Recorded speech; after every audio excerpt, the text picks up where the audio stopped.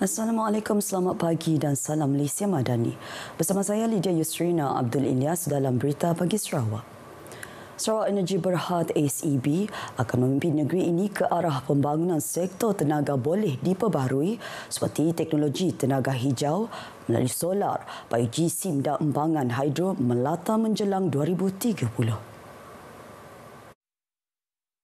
Menurut Menteri Utiliti dan Telekomunikasi Sarawak, Datuk Julahi Narawi, pindaan Ordinan Elektrik Sarawak yang diluluskan pada November 2023 dan berkuat kuasa 1 Februari 2024 memperuntukkan syarikat berkaitan kerajaan negeri iaitu SEB menjadi pembeli tunggal kepada perolehan serta pengagihan tenaga boleh diperbaharui melalui sistem grid yang merangkumi seluruh negeri ini. Justru SEB perlu merangka strategi terbaik dalam memangkin perkembangan sektor tersebut, khasnya dalam pembangunan empangan hidro melata yang tidak melibatkan kesan sosial atau kesan terhadap alam sekitar. Namun Datuk Julahi menekankan penglibatan masyarakat tempatan dan pihak pelabur dalam membangunkan empangan melata yang dicadangkan itu. Kementeriannya bersama-sama dengan SEB akan memastikan komuniti setempat diberi pendedahan serta pemahaman mengenai konsep pembangunan empangan melata sebelum ia dilaksanakan. Datuk Julahi berkata demikian pada Majlis Amanat bersama Menteri Utiliti dan Telekomunikasi Sarawak yang berlangsung di Kuching.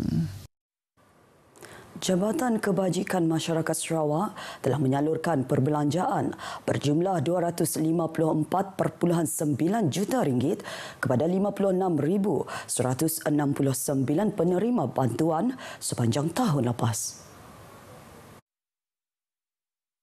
Menteri Pembangunan Wanita, Kanak-kanak dan Kesejahteraan Komuniti Datuk Seri Fatimah Abdullah berkata, Jabatan Kebajikan Masyarakat Sarawak membelanjakan RM765,600 bantuan wang tunai untuk program Sejamak Kasih Sempena Tahun Baru Cina kali ini. Ia melibatkan 7,656 penerima bantuan bulanan kebajikan seluruh negeri. Katanya sumbangan itu untuk meringankan beban kewangan serta menceriakan penerima yang akan menyambut Tahun Baru Cina. Mengulas selanjut, Datuk Seri Fatimah memberitahu Pejabat Kebajikan Masyarakat Bahagian Miri pada tahun lepas telah menyalurkan perbelanjaan sebanyak RM22.3 juta kepada 4,607 penerima bantuan. Manakala pada tahun ini sebanyak RM1.8 juta telah disalurkan kepada 4,393 penerima bantuan bulanan. Beliau berkata demikian pada Majlis Sejamak Kasih Tahun Baru Cina 2024 di Miri.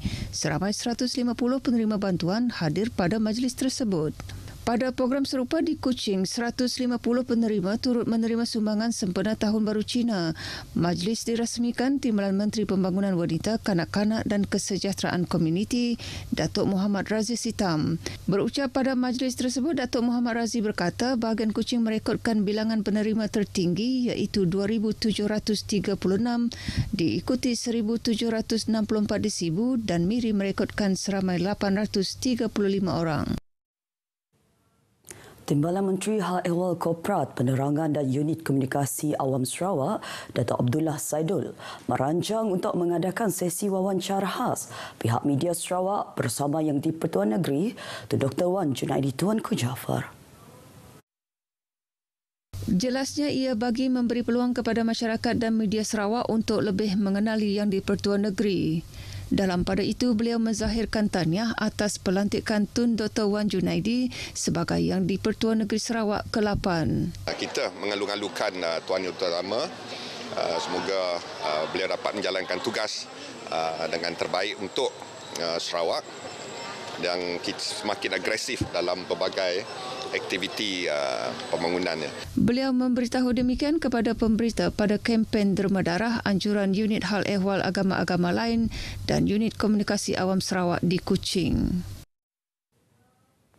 Ketua Masyarakat dan Ketua Kaum KMKK memainkan peran penting dalam memastikan keharmonian antara kaum terus dipelihara sekaligus menjadi perantara di antara kerajaan dan rakyat.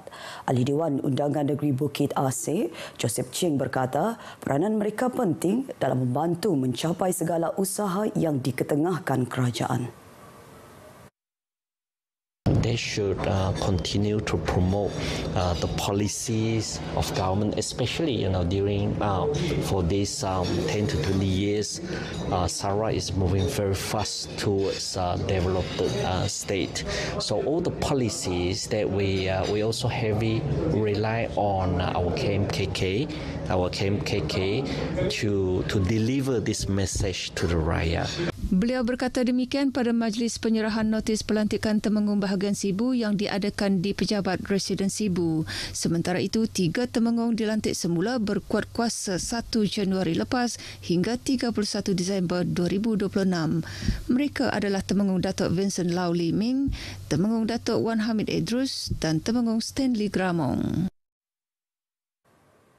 Seorang pegawai farmasi di daerah Kapit kerugian RM260,000 setelah terpedaya oleh sindiket phone scam.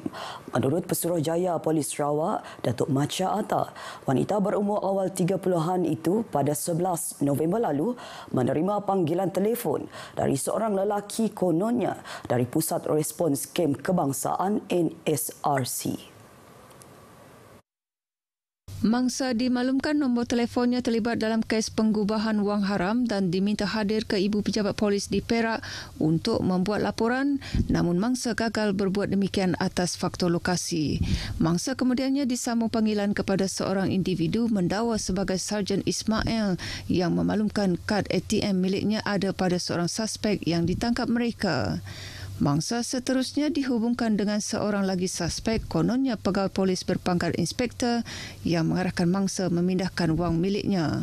Mangsa telah melakukan 12 kali pemindahan wang ke 7 akaun bank berbeza bermula November hingga Disember tahun lepas sebelum menyedari dirinya ditipu. Lebih 3,000 penduduk sekitar kota Semarahan akan terlibat dalam maraton Poco-Poco yang akan berlangsung di pekarangan Majlis Pembandaran Kota Semarahan MPKS Sabtu ini. Pengerusi MPKS Datuk Peter Minos berkata ia dijangka memecahkan Malaysia Book of Records dengan jumlah peserta terbanyak tarian Poco-Poco. Jelas beliau, acara itu diadakan bersempena dengan mini karnival usahawan KUD at Kota Semarahan yang berlangsung pada Khamis hingga Ahad ini. Program anjuran bersama Kementerian Kemajuan Desa dan Wilayah dengan MPKS serta Family Fitness bertujuan meningkatkan kesedaran tentang gaya hidup sihat dalam komuniti. Beliau berkata demikian dalam sidang media selepas menerima sumbangan daripada Yayasan Amal Cinta dan Persatuan Kucing Love Book untuk mencayakan program berkenaan di Kota Semarahan. Berita Pagi Sarawak berakhir di sini. Seterusnya ikuti Stadium RTM selepas ini untuk perkembangan sukan tanah air dan antarabangsa. Saya Lydia Yusrina Abdul Ilyas dari Sungai hingga Sagara, Palestin pasti merdeka.